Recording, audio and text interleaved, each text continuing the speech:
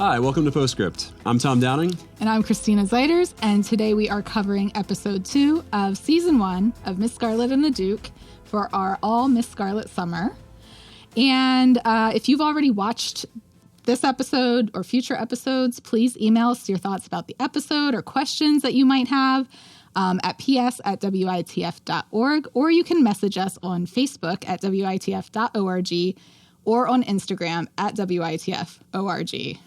And if you haven't watched or want to watch along with us, if you don't know where to find that, you can always go to witf.org/passport. You can watch on WITF Passport, PBS Passport in your area, and you can get caught up. And you can even watch ahead, which you can do if you want. But I'm still new to the show, so I'm still there. Yeah. Christina has watched it. I am rewatching it. I'm not watching ahead from what we're talking about, just so I don't confuse the plot lines, because I've already spoiled a few things for you. Not nice. Big spoilers, but it was a nice ease into some of the ideas.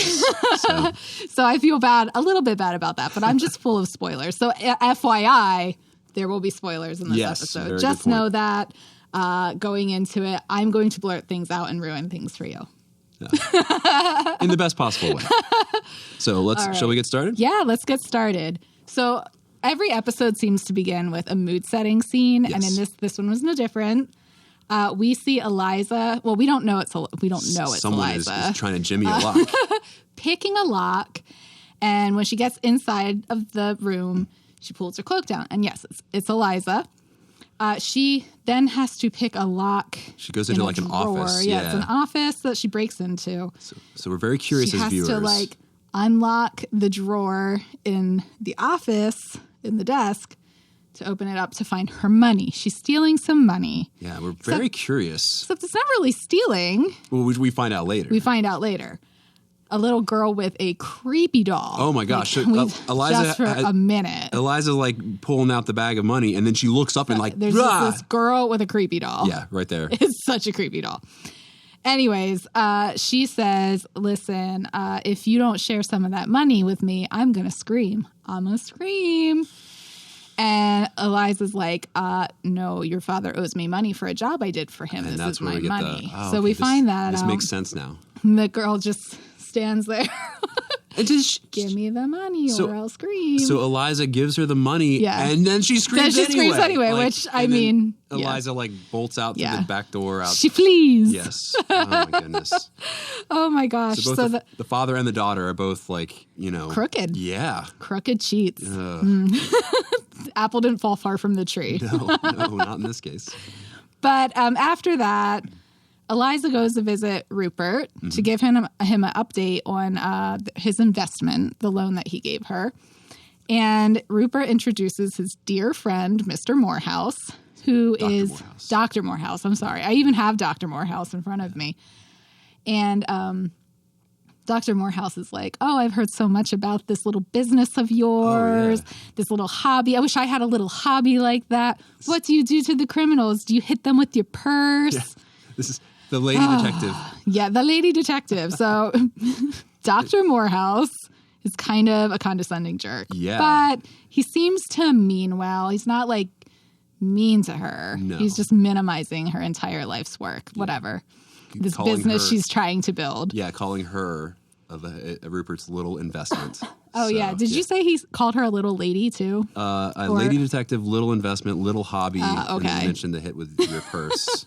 So, because that's how the police do it too. They carry purses and hit. Right. They just get down. I'm arresting you. That's the way to go. Yeah. But anyway, so we find out that Eliza's not able to pay her first installment on the loan. Because no one's paying her. Yeah, well, right before that, they were talking about, because the last episode we found out that Rupert was very happy to not be married to Eliza. So that was a whole thing. Yeah. And so there was this back and forth between Eliza and him about the repercussions of that. And he was like, oh, no, there's not going to be any repercussions, because his mom knows about the whole situation. And then immediately, they cut to Eliza walking back and right outside of her door is Rupert's mother. Well, he thinks there's not going to be repercussions, but he also slides in the fact that he told his mom right. that Eliza encouraged him to move out too. That was but he didn't think there were going to be repercussions. Yes. But yes, there were. There definitely because Mrs. Parker came with an eviction threat. Yeah. She threatens not to renew Eliza's lease. Her father failed to renew it when she he owns was like alive. the whole block, Oh right? yeah, like that family just apparently owns all the property. But unless she receives full payment, and of course Eliza does not have full payment for a lease, I'm assuming that's probably a lot of money. I don't know if you pay for the year or the month or like by as it is. how that works, but we also learn, well, anyways, Mrs. Parker, she's like, you have to give me all the money. She's like, I don't have all the money. We'll figure it out. We find out that Kitty, the one maid, who was in episode 1, the younger maid, has left because she hasn't been paid for 2 weeks, which Ivy then corrects and says 3. Yep. And Eliza kind of goes into this whole spiel, like all the excuses, like, well, I've only been doing this for 4 weeks, and Ivy's like 6. So she just corrects the math continuously. But Eliza asks for her best dress, and she is going off to see William for tea. Yes, she has a plan. She has a plan. I think needs some info. she knows also William is swamped. Yeah. So that's what I picked up on. Because she immediately offers her assistance with his workload. Yeah. And like, you could pay me and I could do this. And looking for a solution. She's very practical. There's some banter about how few clients she's had and the kind of clients that she had. I think one was a squirrel or a mouse or something. They were investigating. It was not a ghost, or I don't know what they were thinking it was. Not very lucrative. Right. So she doesn't have any money. He knows this, and he's putting her in her spot. And just then, because the police are so overworked and understaffed right now, William's requested for an arson attack, which sounds like probably usually not something he runs on. So he leaves, and another officer comes in and leaves a note on his desk. Yeah. Eliza spots that, and she's like, oh, I'll make sure he gets the message. Yes. And then she reads it, and she leaves. Yeah. So that's our setup. She's got a lead. She's got a lead. Turns out there was a murder. Well, we think there's been a murder. Yes. She goes right in. The maid's like, no, don't do it. Yeah. It's dangerous up there, ma'am. Oh, yeah. And not for the faint of heart. And no. But she's just like, nope, I go upstairs. And she walks in. And there are 2 men lying on the floor. Yes. One is very clearly dead because he has his throat slit. No coming back from that, really. No. And the other one very quickly wakes up. Yep. Staggers up immediately. Stands up. Yeah. She walks in and then he's awake. Yeah. I don't know how that worked. Immediately picks up the for the knife. camera. Yeah. He picks up the knife. He's holding it in his left hand. Yes. That's important later. Which I didn't notice that at first. And immediately, I didn't notice it until she mentioned it later in the episode. Immediately, William shows up. Like, everybody's got really good timing in this show. Well, it's concise. It's concise. William shows up. He arrests the man and chides Eliza for once again sticking her nose in police business. And she talks back to him. Yeah. One more word, and he's going to send her to court. And then we see she's on trial. I love the edits in this. It's one more word, and she just goes right. She's just caution to the wind. She's standing in court. And then right before the judge or magistrate. Standing trial. So she talks back to the judge, too. Things don't go well for her. No. But the wife of the accused murderer, Edward, the wife's name is Tabitha. The accused murderer is Edward. Yes. Offers to pay her fine and then hires her. She tries to tell William that it couldn't have been her husband that murdered this guy because he's a gentle soul, but William wouldn't listen. So, the guy had a knife in his hand. So it seems like cut and dry there. And then we also learn that Edward bought his wife this red jacket that she's wearing so that he could always spot her in a crowd. Yes. And that's important for later on. So they made a very big deal about mentioning it. It's just casual conversation for them, but it's important for us. And then we find out that the dead man, Sebastian, owned a saloon in Mayfair, and Edward, her husband, did his accounts. So that's where we are. There's been a murder. Yes. Her husband was framed. Yes. And Eliza has to find the real murderer. And she has financial incentive to do so. Yes, because she's been hired. So we see Eliza break in again. Yep. She's breaking in a lot in this episode. She lets herself into the saloon after nobody answers the door, and she finds Mr. Moses, or it's just Moses. Yeah, it's just Moses. It's just which is Moses sneaking around. And turns out Eliza got him fired because his boss wasn't real happy that a woman... At the previous place. At our first encounter with Moses. He So this is was the second working time there. security, essentially. Yes. And now the second time, he was chained to the radiator. His boss didn't like it. He got fired. So now Moses is sneaking around. He's very mad at her. She feels threatened. She points this tiny little knife at him. It's like a letter opener. Yeah, you size. said letter opener. Yeah. I said my dad would call it a toad stabber. Yeah. But she has this tiny little knife. She's trying to look intimidating, and he reaches under the desk and pulls out a gun. Yeah. And she's like, I don't want to die. Like she's like, Oh, if he wanted to kill her. This is a great line. I love this line.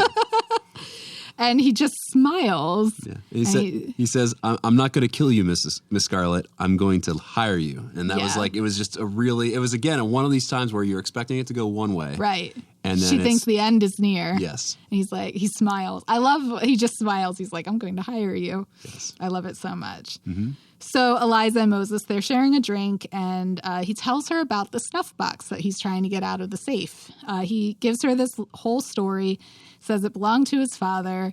It was given to his father as a parting gift after the abolition. And yes. This reminds me of something. Okay, so we were talking about the episode when we were watching it initially, and we were talking about how bad of a liar Eliza is, because when she's caught red-handed with her hand in the drawer with the little girl, she tells the little girl, that's right. She's like, "Oh no, I was playing hide and seek with your dad." Like blatant. Which sounds like she's having an affair with her dad, but whatever. Yeah, I didn't even think of that, but yes. So like just the fact that Eliza is not very good at coming up with. Sometimes she does, but sometimes she's good. In this case, it was a little girl. She was not ready at all. Not much effort. But Moses, on the other hand, is very smooth at lying. He's like smooth. just kind of just pulls that out there, which we didn't know at the time, because he tells her that it's the snuff box is his dad's, and we find out later that it wasn't. It was not. But yeah. Right. He goes on to say that he was fixing a table in the dark. And so after watching this and thinking about it, I'll follow up with this. Okay. So he was fixing a table in the dark. He saw Edward's wife empty the safe, filling a green carpet bag. And I'm wondering if he mentioned the dark thing to distract from his actual lie. Maybe. Like he put a lie in that was more detectable so that that's the one she would latch onto and not question anything else. That's very deliberate. So maybe he is a much better liar than I even give him credit for. I don't know. But Eliza spots the hole, which is, why are you fixing a table in the dark? And he goes, okay, I was trying to break into the safe. Yeah. And he knows that Tabitha took the snuff box with her. Mm-hmm. And so he wants Eliza to find the snuff box. And she's like, well, it would be unethical for me to investigate my own client unless you're paying. Which he then says. Which he says, the fee is I let you live. Yeah. Can't argue with that, you know. I'm like, fair enough. She did get him fired. That seems fair. But soon, so Eliza goes back to Tabitha, and Tabitha's done like a whole 180. She's like, nope, you know what? I'm canceling my agreement. Here's less than what we agreed to. She sent information to the detective agency, the office or whatever, wherein that like Eliza she hadn't gotten the note yet. She didn't go home yet. So. Yeah, so she underpaid. She didn't pay the agreed fee, and she hopes her husband rots in hell. Essentially, like she's like 180. No fury. She is very mad. Yeah. Eliza is, a little bit confused. So she asks for a glass of water, and Tabitha's just like, just go get her a glass of water and send her on her way. Tabitha leaves, and the maid goes, I know you want to snoop. Just make it worth my while. Everyone's got a price. Once again, maids are doing the Lord's work in this episode again. So Eliza obviously pays the maid. She goes up and investigates. She finds the green carpet bag. Yep. And she looks inside. She finds a book of accounts. Nothing that's not really interesting to her. She finds the snuff box, which she slips into her pocket right away. Mm-hmm. A few letters, some money, and a love note that's signed TB. Mm-hmm. Which we think Tabitha. Yeah. And so Eliza goes to see William. She believes that Edward killed Sebastian because he discovered his wife's affair. But she still can't understand why Tabitha did this like whole 180 because she's the one that wronged her husband. And also she was the one who paid to get her out of the jail. Yeah. Paid pay attention to this case. Yeah. There was no reason, like if there was no reason to bring Eliza in if this was right. all worked out. So there's that question that is weighing on Eliza's mind as far as like she's trying to figure out why this is. It doesn't add up. Yeah, it doesn't add up. But William's like, well, Edward pled guilty, so case closed, and I'm going to go to the morgue to finalize the release of his body. Giving Eliza information is like putting fuel on a fire because she's just she picks up on everything. She's like, I'm gonna go with this. I'm gonna go with you. So Eliza tails William to the morgue where we don't even find that out. Well, we just go. We don't know that she did. She like secretly tails him. She just probably takes a beeline right there because she was there before him. True. Like, so we get there, he comes in, and that's when he finds out from the mortician that his wife is already there. Yeah, his wife is waiting outside. This seems odd. Yeah. Like, this seems unusual that you'd bring your wife, and he just keeps going, wife at this over point, and over again. But knows. The coroner is completely oblivious. So he goes back to look at the body and, oh, look, there's Eliza. She broke in again. She broke into the morgue so that she could examine the body. Yes. The men are just like besides themselves because, oh my God, a woman in the morgue. What's going to happen? William's mad at her. Yeah. William's not so much beside himself. He just, this is expected to him, I think, the fact that she's there. He's just like, just kind of resigned at this point. But the mortician, whatever, he's they're on two different wavelengths. The coroner I guess we should say. Yeah, like William's mad at her. Yeah. The coroner is really upset that there's a woman in the morgue. But Eliza's like, she's just like, oh, hey, this is interesting. The cut goes from right to left. But when Edward stood up, he had the knife in his left hand. And then she goes, oh, there's no fragments of cotton in the cut.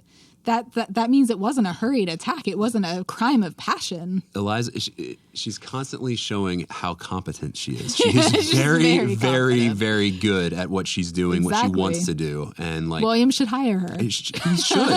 There's no question. So Eliza, while the men are having their own conversation aside each other, because they're not really talking to each other, they're just talking out loud, she also spots a blue rose tattoo on his arm, I think. Yes. And she tries to bribe the coroner for more time. Which is another great edit point in this episode because like the previous one when it's like the one more word and then she winds up in court. Yeah. This is like it just hits perfectly the beats. Like, and then she's right back in front of the same judge, I guess. She's right in front of the judge again. And this is where it starts off with like 60 shillings is the amount for release. And then she's like, but it was only it was only 40 before. Yeah, and then it's up to 70. So like, she just needs to stop talking. And she wouldn't, but in this case she's making things worse.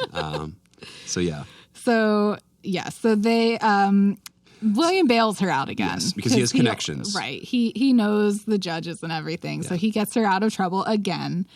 And they kind of agree to a truce. Well, they don't. They agree, but they don't agree. I like this little interchange between them two. Again, the banter is great.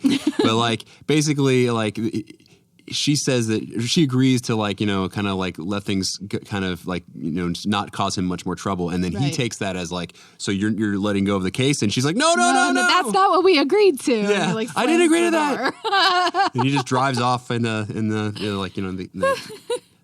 carriage. Yeah. So I love their dynamic because he's always thwarting her, as in like not giving her the information that she really wants. Yes. But she's constantly tripping him up all the time. And honestly, making him probably not look that great at work.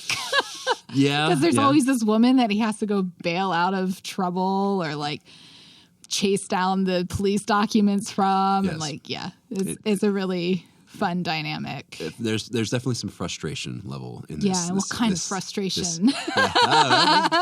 Yet to be seen.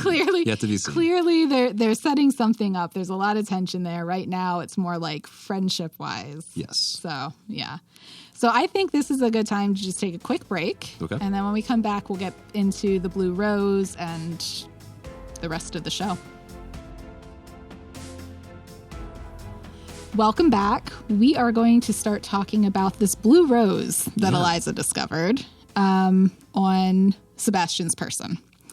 So in her office, she's drawing the rose, and this is when we get another one of those moments with her dad. Mm-hmm. She's drawing the rose, and he's like, "It looks like you're confused." And she's like, "I'm just remembering something you told me once." And he's like, what is that? This is a good insight. Yeah. And she says, "A tattoo discovered on an unidentified body is a prize indeed." And I think he says something like, "That sounds rather morbid. Sounds like me." Yes, yeah. Which I just loved. But she starts to put two and two together. So there's a blue rose. And then she remembers, oh, there were blue roses at Rupert's. Yes. And his friend was wearing a blue rose on his lapel. So she visits Rupert, and he very cautiously on purpose, shares that it's a symbol of the midnight rose. So this is why it's this deep, dark blue. It's the midnight rose. And it's a symbol for basically a secret society of men whose taste does not lie with women, quote unquote. So he goes on to explain, because Eliza, so in the article that I shared with you, they kind of make it seem like Eliza wouldn't realize that there are gay people in existence, but I don't think that's the case. I think she's just shocked that Rupert knows about it, because she seems pretty like well-read. Seems like she knows a lot of things that most people wouldn't really think about. But he says that gay men are damned by the church to hell, and they're also damned by the law. So he's not a religious man, so he's not worried about hellfire. Darwin. Yeah, he mentions Charles Darwin, thanks to Darwin, which I love Charles Darwin too, so nice. But he does not want to bring shame and ruin to his mother, which is kind, because she's not really a nice woman. No. He likes her a lot. Like, he really loves this woman. And Eliza suggests that during this conversation, she kind of gets a little bit confused. She said, "But that's so strange. Sebastian was having an affair with a woman." Yeah. She's not and this is understanding where the connection lies. This is where the reveal is. And so this is, Rupert shares that he was certainly not having an affair with a woman, because he wouldn't be interested in women, and that he hosted special meetings at his saloon on Wednesday nights for gay men. And he starts saying how they think it's so odd that his Teddy would be the one to murder him. Yes. And that's the aha moment. She goes, "Teddy? Yeah, Edward. He was his lover." And she goes, "Oh my gosh, T is for Teddy." And T is for Teddy. Oh my gosh, I have something here. So she asks if Rupert knows anyone who would wish Sebastian ill. Like, who would want to murder this man, seeing that he was like this host to such a secret thing. And Rupert shares that she should talk to the security there, essentially. He can't remember his name. It's the Jamaican man. and then we're like, it's Moses. It's just Moses. It's just Moses. So Eliza goes to the saloon to... Before we go there... No, that's right. I have a Before we get too far along, we definitely want to talk about the flowers. Yes. Because I just spent 5 minutes jotting down a couple of notes about this. My question when this came up was, I was wondering whether they had the ability to make blue roses at that time in Victorian times, and because I didn't know, I was like, I know that you could, like, they don't occur in nature naturally, right? Blue roses don't truly exist. In a quick like when I was looking it up, I found out that they did indeed they were able to color roses back then. Okay, but this is it's a really deep blue. It's a really deep blue. So we don't know if that's truth. But that also leads into my closer look as well, which is that during the Victorian era, most people know they used flowers to send messages to people. So, like, you know how if you're sending carnations to people at your middle school, white was for friendship, pink was I like you, red means I love you, that sort of thing. So that basically originated around the Victorian era. So you could send a flower to say that you were jealous of someone, that you loved somebody, that all of these things. But the midnight rose that's in this episode was actually just fabricated. Something that the show they made up for the show. Right. I found out through an article. They did an interview with Rachel New. And so the midnight rose is completely fabricated. But there were like secret meetings between gay men in these like saloons and stuff was fairly common. Like this has existed for, all of time. But being found out was ruin. Like there were so many social and moral issues that were just a part of Victorian life that if you were found out, it would ruin your entire family. So they go deeper into it about how basically Rupert's an outcast. Mm-hmm. And he, by loaning Eliza money to start her business, is helping another outcast. Yeah. Which in turn, Eliza ends up hiring Moses to collect her bills at the end of this episode. Yeah. So she is also then helping an outcast. It's a theme. So everybody in this show seems to have a background as an outcast. Yeah. But I thought it was really interesting that they brought in the flowers. I knew that the flowers, like Victorian era, they were really obsessed with flowers. It was floriography, if I'm saying it right. Oh, like wow. they had a word for it and everything. And I knew that you could send messages. There's text messages before text messages. Right. Well, LOL. I'll send you a few flowers. Here's the poop emoji. Yeah. I don't like you. You sent me that flower? Taking a front. Yeah, so I thought that was really interesting that they tied in actual Victorian history, but in a way that was fabricated for the storyline. And it would be interesting to know if they could do like a Deep Blue. Yeah. I don't know what was available to them. It's definitely noticeable. Like it's very visible symbolism within the show for this episode. So right. I mean, it serves a purpose. Yeah. So yes, that's our flower deep dive, our joint flower deep dive. Yeah. So she's on her way to go see the Jamaican man. Yes. And it's just Moses. It's just Moses, and she finds him knocked out on the ground. Well, he's a big dude too. He looks dead. Yes. Okay. He looks dead. I forget that not everybody knows. So at this point, like I knew he was alive because I spoiled it for you. You had mentioned that he was like your favorite character. Right. And I'm like, well, he can't be dead in the second episode and be her favorite character. He's my favorite character, and he was only in like the 1.5 episodes. It's very specific. But so I knew that he was still alive, but he definitely looks dead. And also the guys, the robbers that came in, the one guy says that I think I killed him. So he does say that. Yeah. Well, he says, I think, though. I think that might have been a little clue. Maybe. I killed him. Yeah. I'm not going to take full credit for spoiling it. That door's cracked open a little bit there. There's a possibility of survival. So the men, because this is just a little lady coming into the saloon, ruining their robbing time. She tries to just leave. She's like, I think I'm just going to go. I'm just going to go. Just see yourself out. I saw nothing here. And then she just bolts. She makes her way into, I think it's Sebastian's old office, correct? Yes, it is. Yeah, so she she tries to lock herself in. She buys herself a little bit of time at the door. I think she just shuts the door. I don't even know if it's locked because she just runs away and they open it immediately. True. They don't even like, the first time I watched it, I was like, oh, they knocked the door down. They just open it. They just open it. Okay, I thought there was like a hesitation at one point, but maybe I was just imagining it. And she was holding it shut when that was the hesitation. Probably it. So she runs into the office. They corner her right up against the desk. The desk, which we know from earlier that there's a gun underneath. There's a gun hidden under. As long as Moses put it back. Yes. Yeah. So she's on the desk. The snuff box falls out of her pocket. Yeah. The second guy second guy picks it up and like sniffs it. And immediately just keels over. He just falls backward. Immediately passes out. Yep. It was quite comical the way they did it. Because his eyes like rolled up in his head and he just straight line back. Yes. Great actor. Yes.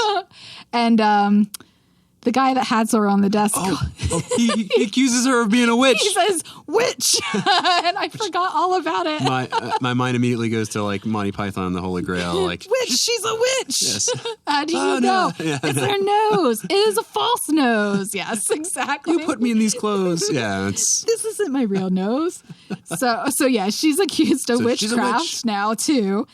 But she knows that there's a gun. She's like They're in a laying struggle. backwards over the desk. Yeah, and he has her like pinned on the desk. Yeah, and she reaches back fumbling to try to grab the yeah, gun. it's like, I mean, she's reaching blind. She's Yeah. just trying to remember Yeah. where it was. Yeah. And so that was like, again, the show is really tight as far as the plot is concerned because things we found out earlier play right into. Right. They come up later. Yeah, which can be good or bad. I'm wondering how that's going to be for the rest of the series because it could be a tell that is going to be more noticeable. Like you're going to be like, well, this is definitely going to be. I'm hoping it isn't that overt all the time. I have never watched it with that kind of mind. critical mind. Yeah. I will say that the show tone shifts a little bit after the first season. Oh, you don't. But have to tell me that's anymore. all I'm saying. Okay. That's all I'm saying is like I don't remember if all of these same like it's a clue sort of things. Oh, like if that continues past the first season. Okay. But anyway, she grabs the gun Yeah. and it's so funny. She shoots him, and obviously she's never shot a gun She before. misses. She totally misses. She like flies backwards with her arms straight up in the air, and she goes, "That was a warning shot." Sure it was. Like we've already talked about how her lying needs to make a little bit of work. That was a warning shot. Yeah. Next time I'll get you. I was playing hide and seek with your dad, or I was trying. That was a warning shot. Yeah, sure. that was a warning shot. But thankfully, Moses isn't dead. Yes. So And- like she tells the thieves like grab the guy who knocked out, get out of there, and Yeah. then we do an edit point, like a really quick cut, Right. to Moses waking up, because he isn't dead. He's not dead. Surprise! I forgot she told the thieves to leave. to leave. So yes, they're good out. call. And then like Moses sits I'm up. surprised that they actually left with how bad of a shot she was. Yeah, well, But maybe they bought she her still lie. had the gun, I guess. One guy was knocked out anyway. So like Moses wakes up looking into the barrel of the gun. Yes, that's right. Yeah, and so then Eliza. So now the tables are turned. Now she has the leverage on him, essentially. Yes. She finds that she says the snuff box is filled with opium. Is that yours too? Yeah. Essentially, are you a drug dealer? And the lie's revealed. The lie is revealed.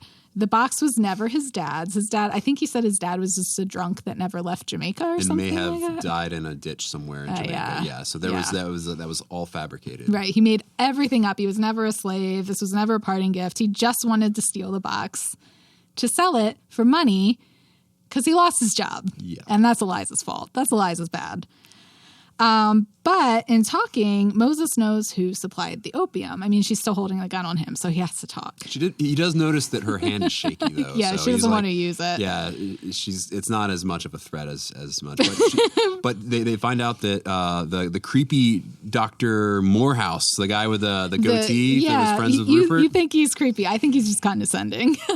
It can be both. It can be Yeah, both. he They're can not be both. It's exclusive. true. They're not exclusive. It was a little bit. He was definitely condescending, but he's the one who's been since he's a doctor. He Right. was able to supply the opium, for which was revealed that it was for pain relief.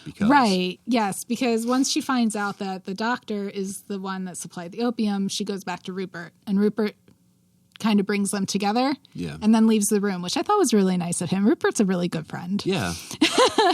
So yeah, we find out that the opium was because Sebastian was dying. He had a stomach tumor. Yeah. And so it was pain relief. And essentially, Eliza takes this information along with the knowledge that Edward and Sebastian were lovers to the morgue where William is. Yep. And Already.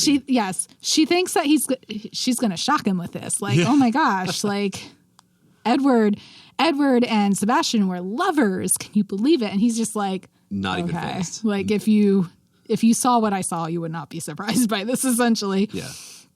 And she believes that Sebastian died by suicide and that Sebastian wrote Teddy a suicide note that Tabitha is concealing. Which is why Tabitha's tune changed so Right, that dramatically. 180. Yeah. She found that note. And that's She found the love letters. She felt betrayed. She felt, And she's just like, Yeah. let him die. yeah. That's a lot. That is a lot. So Eliza and William, they both go to Tabitha's house. Yep. And all of her bags are packed, and the maid says she's moving to America. I think it's Houston. I forget actually the location, but they do have that one like cutaway shot of the coat tree, the coat Right. rack.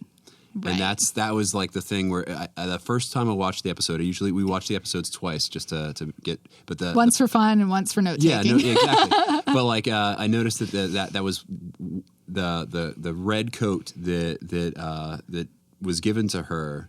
That Edward gave her. Yes, specifically so that she would stand out in a crowd. Yeah, it was missing, and so Yeah. that was like the clue for Eliza that she might not have been. She's not on the train. Exactly. Because the maid does hand William the train receipts. Oh yeah. And so William goes off to the station, and Eliza does not stop him. Yeah, just lets him go. She's just like, I'm going to follow my own Yeah. lead. I'm going to save this man. So she knows that Tabitha is at the gallows wearing the red coat so that her husband sees her And knows. and he's going to die for basically his sins. His sin mainly in this realm was that he lied to his wife. That's the big one. That's the big one. Yeah. But she also doesn't take kindly to the fact that he's gay, Yes. which, had he been able to live his life, maybe they would not be married and she would not have to go through this heartbreak. Yeah. So the moral of the story is let people live their lives authentically. It is a theme of the series, That's which I a appreciate. moral. Yeah. So she's there out in the there. audience, like staring him down. He's about ready to be executed. She looks upset too. I think she has She's a lot of mixed emotions. I Yes. think she loved him, but she's also very angry. betrayed. She feels betrayed. And And so very angry, yeah. yeah, Eliza needs to sweet talk that suicide note out of her. So, and this brings up another point of the show that I really like. I love how color is used in this show, because even for the episode 1, episode 2, like Eliza has that peacock colored blue, Yeah. dress that she wears, and like you can see her in the crowd when you're watching the show because everyone else is wearing like very muted tones, Yeah, like gray And so the and color brown, theory yeah. in the show is really strong. And in this case, we have like the dress, like the coat Tabitha's with the red. wearing that bright red dress. Exactly. Yeah. And everyone else is gray, drab. So we got the red and we got the blue. It's just a really nice way to draw the eye to like the subject. Yeah, I mean, she really does stand out in a Yeah, crowd in yes. that red dress. And you that red coat. You had a note or an idea about the red dress as the reason why that she had why Teddy gave the red dress. Oh, well, I think this was a joint theory because she Yeah. stood out in a crowd, and you had mentioned that maybe it was so that if Teddy and Sebastian were out, Yeah. that Edward would be able to see her. Yes. And they could separate in time. And I thought that was a really, really good theory Yeah. because I'm like, no, that makes a lot of sense. If she's wearing that red coat in drab London, there she is. We got to stop holding hands. We got to step away it's a from each subtle other. color We have to like look red, yes. less interested in each other right now because I'm sure they weren't openly holding hands. I don't know why I said holding hands. That might happen today, but not in Victorian London. Maybe, yeah, probably not. So anyway, But yes. So Tabitha hands over the letter and Eliza after Eliza, like basically, she she's lays on the like, guilt. Right. She's like an innocent man is going to die. Yeah. And I mean, I'm sure that No matter how you Tabitha feel. doesn't see this as an innocent man, but she has enough guilt/love for him, I guess, that she doesn't really want to see him die. So she hands over the letter. She's off to America anyway. She can start fresh there. Mm-hmm. It's going to be okay for her. Eliza stops the execution at the very last moment. Oh, it's a nail biter, yeah. So she has the letter. We can prove his innocence. And we find out then, I mean, so Edward's in this lose-lose situation. Oh, yeah. It's Like, so heartbreaking, this Yeah, what this he says whole, like, the lie he's forced to live and try to, like, conform to is just awful. there. And his quote is, So- he says, "I will never be free." Yeah, Like, I will never be free. Everything in his life has been destroyed. Yeah, so he's not really that thankful to be spared because Sebastian, all of it is so sad. Sebastian begged him to run away with him because he didn't want to die alone. Mm-hmm. That is a very common human experience. I don't want to die alone. I want somebody there with me at the end if I can help it. Like, that's a scary thing. Yeah. So he begs him to run away with him, but Edward refuses because his wife would find out and she would be ruined. Like, their lives and reputations would be absolutely ruined if he did this because she would find out about the affair. And so Teddy found Sebastian. I'm now calling him Teddy.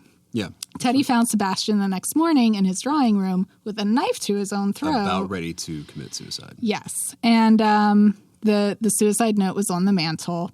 And he said Sebastian felt betrayed, and he told Teddy that he would join him in the end, which is very morbid and sad, but he was also hurt and afraid and alone. And Teddy remembered thinking that the one thing that would absolve him of murder is also the thing that would just destroy his life and make him an outcast forever. So he pled guilty because he wanted to die, because his marriage and reputation was destroyed. That's just like the worst. It's just so sad. Yeah. But he is technically a free man. He's not dead. Yeah. He could move to America, I guess, and start over. I don't know. But on a happier note, we get a compliment out of William.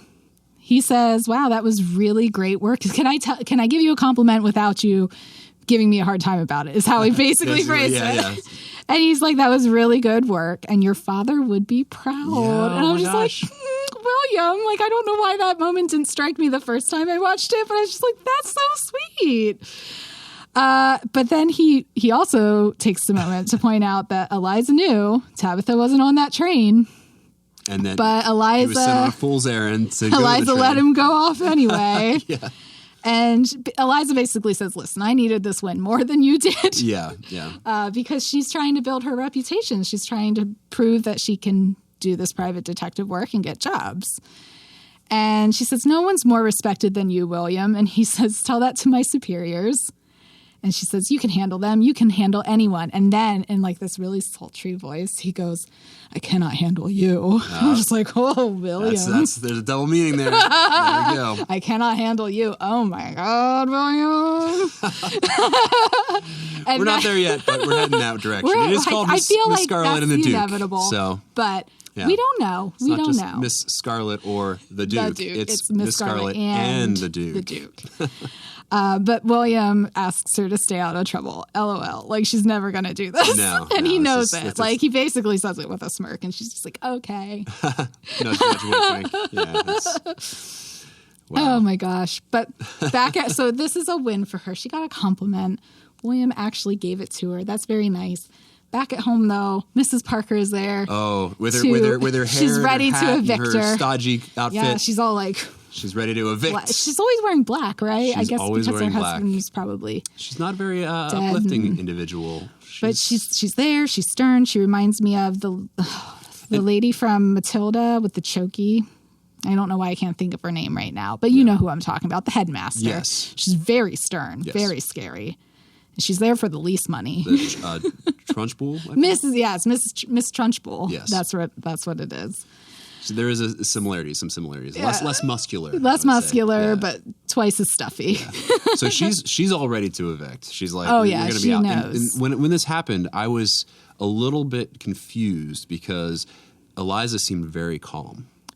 In this scene. She was very calm. Which she wouldn't have been if this was really dire straits. So that's a little bit of a clue as to what is happening here. And I love the reveal at the end of this episode. This is pretty great. I guess we should backtrack real quick because before she goes to talk to Mrs. Parker, Rupert's in the kitchen. And this is a really nice touching moment for them. Oh, yeah. I think it's before she interacts with Mrs. Parker. You're right. Because he's nervous. We're skipping ahead. He's nervous because he's afraid Eliza's going to out him to his mother. Because she wants to hurt him. He is very nervous. And then Eliza But Eliza's just like, there's nothing I know or could say that would hurt your mother right now. And he realizes that she is a vault. Yeah. And I just love her for it. Like, she's just like, no, your secret's locked down, safe with me. I don't know what you're talking about. I'm going to go deal with your mother because I got the money. Yeah. Which we don't know how yet. She's very calm. Yep, very calm. Yeah, she goes out. She talks to Mrs. Parker. Mrs. Parker's ready to throw her out. Just right then and there. But she's like... And Eliza just turns around. She turns around, goes to her desk. Grabs the money. Pulls out the money, and she goes, here you go. And that is that. And you're she's like, just we're like, what? Huh? Yeah. So yeah, both Mrs. Parker and the audience at that point are both like what just happened? How did this happen? And where did you get this money? And we get the reveal. And we had a little bit of back and forth. We talked a little bit about this we before. did. So did you go back and review and like... I didn't go back and I don't think there's anything in the episode that would reveal specifically. one way or another. Okay. But I remember when she was going through the safe, she pulled out a wad of cash Yes. and she looked at it. Yep. The camera looked at it. Yeah. And then she set it on the table. Yeah. So it's implied that she left it So behind. there was definitely cash there from earlier in the episode yes. that was just sitting and we there. know she'll steal things because she's stolen police stuff. True, but and she also was in a drawer taking money but she felt Yeah. justified because that was money that was owed to her. Yeah. So I think from this is the discussion that we had was Yeah. I was thinking that just morally speaking, She would not take money that wasn't hers. I think. Right. So I can so we're see your kinda, point. We're kind of like walking around it yet, but the reveal is that she hired. Right. She hired a debt collector of sorts. Yes. And so Moses is going to collect her debts for her. It's so just you Moses. think that scene was a flashback? I think that scene was a flashback that we see with Moses at the little girl's house. The little girl's just Little girl's like, whoa. So I think that it may have been a flashback or the fact that like she has the money because her debts are now getting paid. Yeah, her debts are being collected. See, I'm just not sure because she had so few cases. Yeah. And she wasn't getting paid for them. It could have been. And Maybe I mean, Tabitha did underpay her agreed amount. Yeah. So there's a little bit of like, well, should I just take it? Because she was being underpaid right before that. She was underpaid. That's a good point because she did the same thing. I mean, she was being underpaid or not paid at all from the drawer. So I don't know. Okay. I think it's a morally gray area. The money belonged to a dead man anyway. Okay. So if she took it, that's fine. She has her house now, and Mrs. Parker's put in her place. But it is entirely possible that it was all done above board, and like it's Moses collecting her debts. Maybe. And regardless, like moving forward, the debts will be collected because now she has Moses. Moses has a job that's steady, and now he's like going to be here for the fairly steady. I mean, it depends on her having jobs, that's true. but it's one of his odd jobs. Well, now we know that he's going to be in the series for a long, long time. Yes. So he's definitely he not is like a dead on the floor. Character because he collects her debts. Yes, there we go. But yeah, I also thought it was really nice that now that she has this money, she also had enough to give Ivy her back pay and bonus. So she did that too, which I thought was really nice. She works really well with people who were like less than in this society. Like people would have looked maybe down on Ivy for being a housekeeper. Like she would not have been middle class or higher. There's that theme again. So that outcast theme is still at play there. But yeah, It's I really good. liked this episode. It wrapped up very nicely. Yeah. And I loved how it ended. It was great. So any other last thoughts? I'm looking through my notes. I think we've covered just about everything. Okay. So yeah, I guess we'll see you next week for episode 3. And of course, if you have any thoughts about this episode or future episodes, questions about future episodes, if you're like curious about something and you want us to do the Google research, send your questions and thoughts to ps@witf.org or send them on Instagram at WITFORG or Facebook at WITF.org. So yes, that was a mouthful, but we will see you next week. Thanks.